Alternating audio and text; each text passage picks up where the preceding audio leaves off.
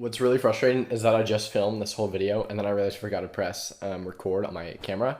So like the entire video just wasn't.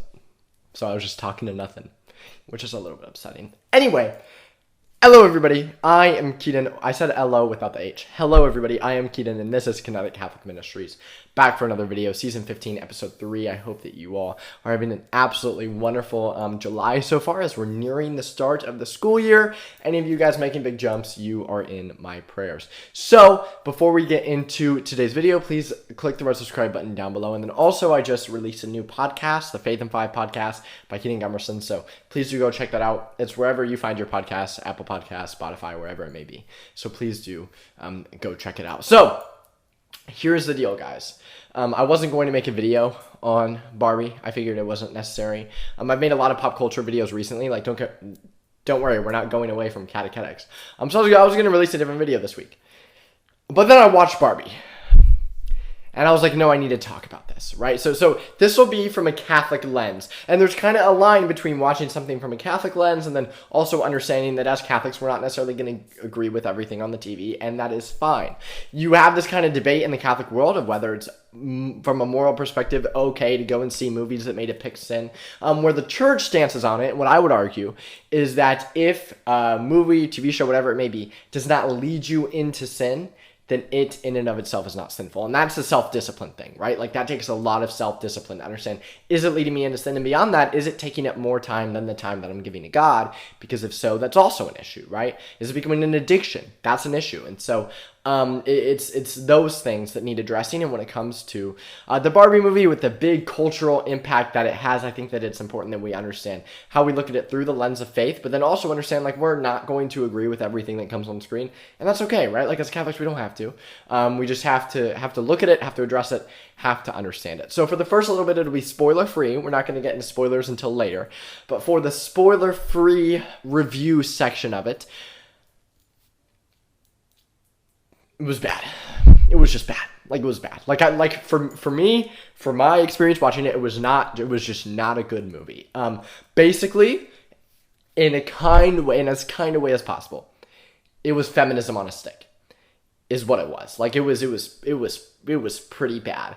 And it was just political messaging the entire time. The word patriarchy was said maybe 300 times. And here's the thing, like, we can sit here and have debates about whether the feminist points that it made were true or not, right? We can sit here and talk about that. Regardless of what one believes about that, a couple things have to be understood. Number one, when it was marketed as just a fun, lighthearted Barbie movie for all ages, and then the whole time it's just preaching about the patriarchy and gender roles, then that kind of defeats what the purpose of the movie was initially going for. And then when it's too deep like that. And then number two, there's a way to kind of lift up a gender, right? To lift up women, to say that women have a strong, powerful role without putting down the other gender. And I don't feel that Barbie properly does that. Number one, I mean, we understand as Catholics that God created men and women equal, obviously. Like there's no debate, no argument about that. Different, right, but equal. We have differences, we have different strengths and weaknesses and different roles that we are to play, but we're equal. I mean, that's pretty self-explanatory. I think that kind of goes without saying. And in the Barbie movie, you can make the argument that there were a couple times that it was valid. And there was a difference between just a couple comments, one joke, versus the entire plot of the movie revolving around feminism, basically. And one of my biggest issues with it is that it depicts men as about as stereotypical as possible. That men are into trucks, are womanizers, are jerks, don't listen to people, are idiots. Basically, any male with a speaking role is just a complete moron the entire time. And you can make the argument like, okay, well, it's dramatized for the sake of the movie. Like, it's dramatized for the sake of Barbie. And I understand that. Like, it's Barbie. The whole thing is pink. Obviously, it's going to be more pro-woman.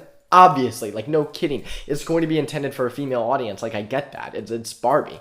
And the first 30 minutes were great. There were a lot of great tropes with, I don't know if that's a word it is, but there was a lot of great stuff with the flat feet and the water not running from the shower and the pool being solid because she's a doll. Like there's a lot of great things in the first 30 minutes of the movie. And in the first 30 minutes you see, and again, this isn't a spoiler because it's at the start, but you see in Barbie Land that there's all female Supreme Court justices and there's a female president. Like that's completely valid. That's understood. It's literally Barbie Land, right? Nothing wrong with that at all. It's when you get further into it that it then becomes when they go into real life at a point and there's just all these different aspects that it's just like at that point it just continues to push down men and really overemphasize real life to make it seem like all men are just buffoons who hate and put down women.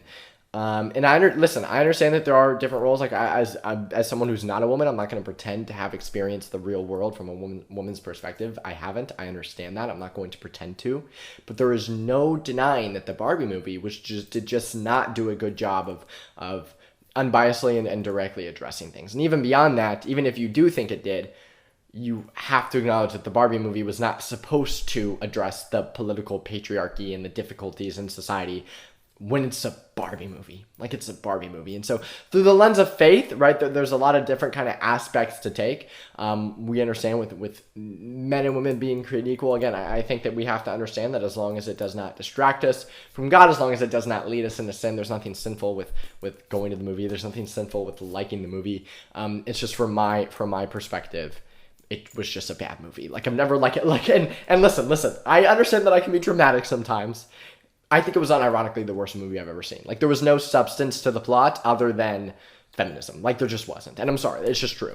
I've never, like, sat in a movie and just wanted to leave the theater as much as I did in this movie. And that says a lot. And listen, I've genuinely been trying to think of a movie that I've seen that's worse. I'm sure I have at some point.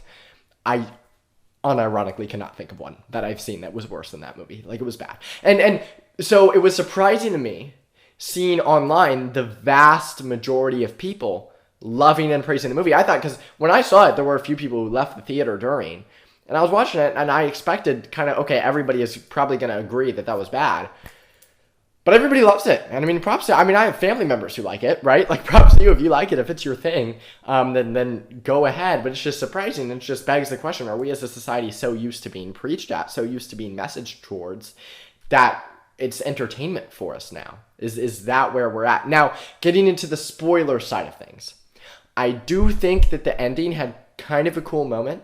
And again, this is a spoiler, where Barbie chooses to become human. And then there's kind of a montage of what it means to be human and all these emotions. And now, while things may be difficult, while there may be difficult emotions, there's a lot of joy, there's a lot of beauty there. We as Catholics, we know that joy, that beauty comes from God. And so from a secular perspective, it's a little bit of a question of like, well, there's joy and beauty in humanity, but from a secular side, there's no source for that joy. Because we as Catholics know that joy comes from God. And so in a secular movie, it's going to be, well, there's joy, but where does that joy come from? Beyond that, I think it was good, right? I think it was like, okay, this is good about what it means to be human. I don't think that in that tiny moment, when the vast majority of the film is about feminism and politics, that tiny moment I think is good. I think it's like, okay, well, what does it mean to be human? I think that's good. Now, I have seen the argument on the reverse side that's like, yeah, it may have been good, but it's a Barbie movie. I wanted to go enjoy a Barbie movie, not think about what it means to be human, which is perfectly fair, right? Like, it was deep. Like, it was really deep undertones for just a fun pink Barbie movie with a loaded cast. Like, it was unexpectedly deep, made you think too much, and so I could easily see that perspective of like people not enjoying it for that reason. But beyond that, I think that overall, not a good movie. I would grade it on genuinely from a scale of 1 to 10. My grading would be a 1. I think that it was messaging the whole time. I think that there was not a lot of substance. I think that there were a lot of dumb tropes that I personally was not a fan of. Let me know your thoughts. If you enjoyed it, again, good for you. Leave that in the comments down below. Let me know why you enjoyed it. If you have any other negative thoughts, maybe something I didn't get to, whatever it may be. And again, this is just my opinion of it. This is not the official teaching of the Catholic Church, right? And I think that it's important that we look at that. The Catholic Church gets put down as something that is sexist or misogynist in some way. How the Catholic Church just hates women, when literally the opposite has been true. The Catholic Church has constantly fought for women. We literally have Mary, the Queen of Heaven, have such a prominent role in our faith. One could make the argument that it is Protestants who take Mary out of the equation, that's more misogynistic than anything. But really, no, the Catholic Church is and always has been pro-woman. And so that's important to understand too. Like, just because I am a Catholic who did not like the Barbie movie does not then mean that all Catholics hate women. And some people like to make that jump. Some people like to go from point A to point Z in no time, right? And so there's a big difference to look at and understand with that. So now that the topic is done, do y'all know what it is time for now? It's time for the Saint of the Week. And today's Saint of the Week is Saint Bridget of Sweden. And usually I kind of have a tie between the topic and the saint.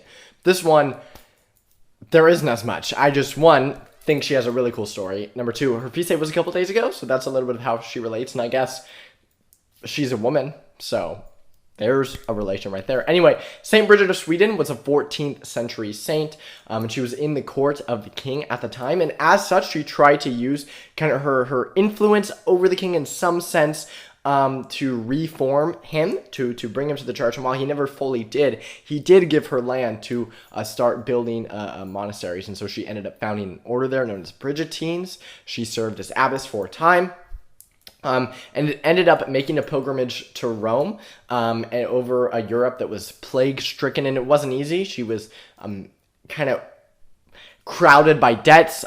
She was working against church abuses, and there was a lot of opposition to that. It was not an easy thing to work. Regardless, she went after it regardless. She was very devout in her faith.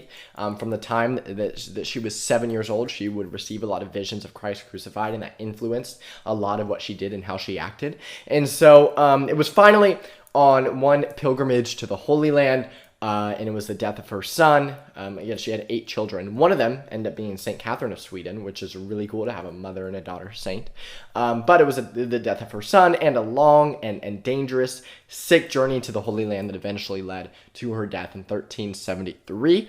However, she's a really, really cool saint because while she did have influence, she's one of those saints who has a little bit of a more simple story, which I really like because we hear about these saints who have extravagant conversions or who are martyrs and all these things. And while they are absolutely fantastic, St. Bridget of Sweden is one of many examples how you don't need to have a super extraordinary story or crazy story in order to be called to be a saint, in order to end up in the kingdom of heaven. So St. Bridget of Sweden, pray for us. Before you guys click off this video, once again, please check out the Faith in 5 podcast, anywhere you listen to your podcast. Also, I'm not just a Catholic YouTuber, I'm also a speaker. So if you want to book me to come and speak at your church, school, men's group, women's group, youth group, conference, whatever it may be, please reach out to us directly at kineticcatholicministries@gmail.com or go to the website kineticcattholic.com, click the contact us page and reach out to us from there. Also, please check out the website in general. My videos are up there. Your very own KC shop is up there. So please do go check that out. Please check out Kinetic social medias, Instagram and Facebook. The link to those will be in the description down below. Please comment and send your topic suggestions that you might have for future videos. Please subscribe, please share this channel and video with your friends and family, make sure that they know about Kinetic, and please like the video. Once again, let me know your thoughts on the Barbie movie in the description down below. Also, your thoughts on Oppenheimer. That wasn't what the review was today, but I saw Oppenheimer. I really, really liked it. I thought it was a really, really good movie. So let me know your thoughts on it down in the comments down below, as well as any prayer intentions that you may have.